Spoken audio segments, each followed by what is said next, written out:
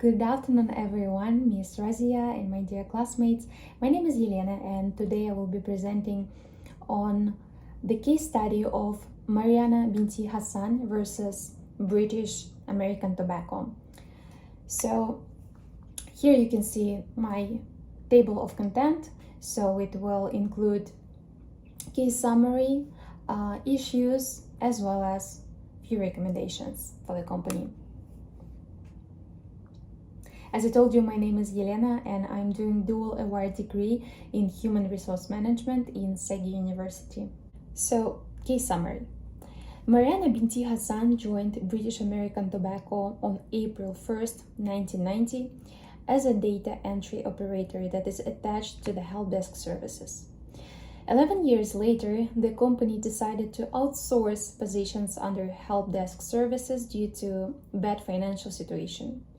Mariana Binti Hassan, who was the plaintiff of the case, was provided with 3 documents, including employment separation scheme, voluntary separation scheme, as well as 3-month job contract.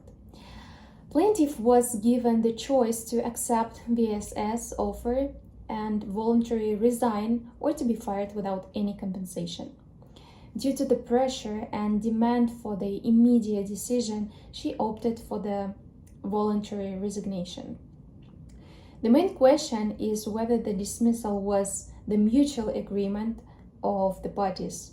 The case referred to Section 20 of the Labor Relations Act 1967, which required the court to consider whether the dismissal was with cause or excuse.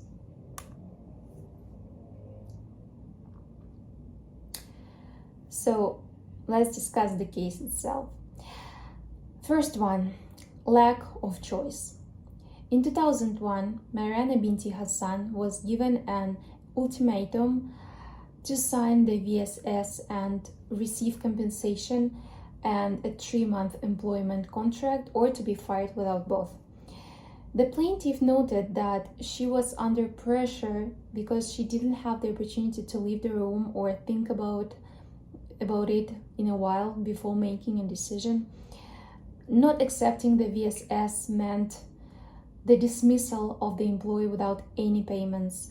And according to Industrial Relations Act 1967, namely Section 20, retrenchment process required fairness, and the court refused to accept the dismissal as voluntary and consider it as dismissal of the employee by the company.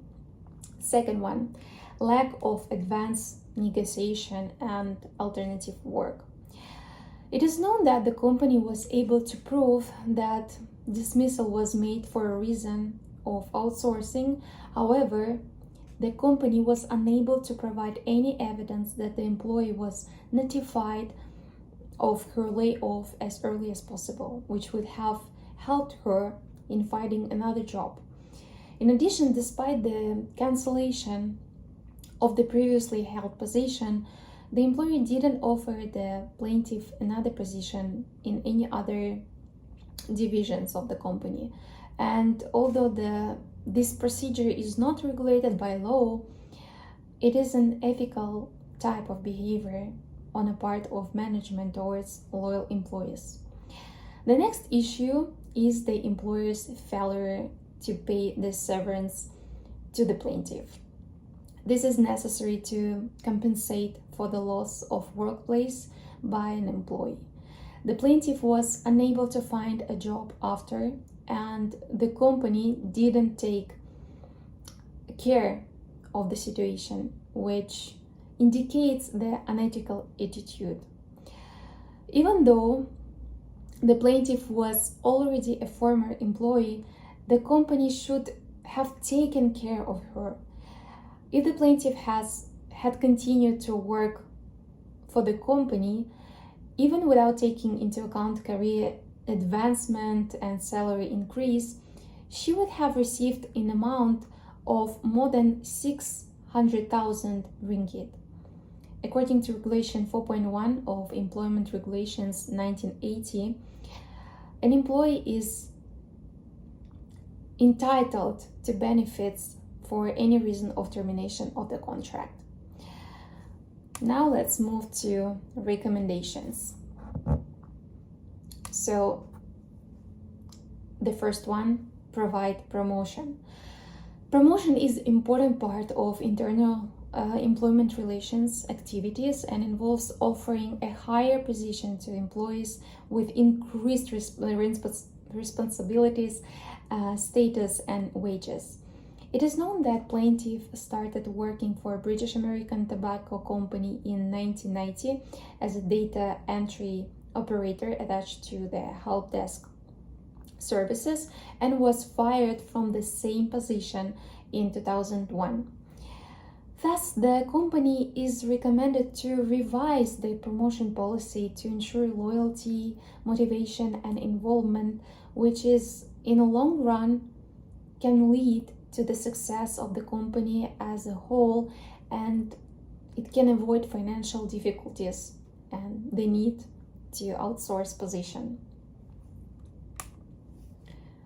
Next one, training and development. The economic effect of spending money on training can be many times greater than the cost of layoffs. British American Tobacco could introduce mandatory training with further accreditation and testing, which could leave a truly competent and engaged workforce. Training for help desk services could include team building and customer service phone training to ease the transition to remote work, which would also reduce costs.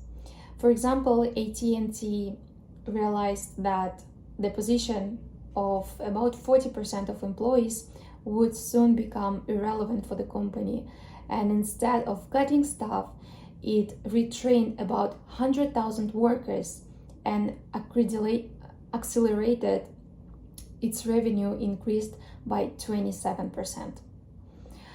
Next one, help finding a new job.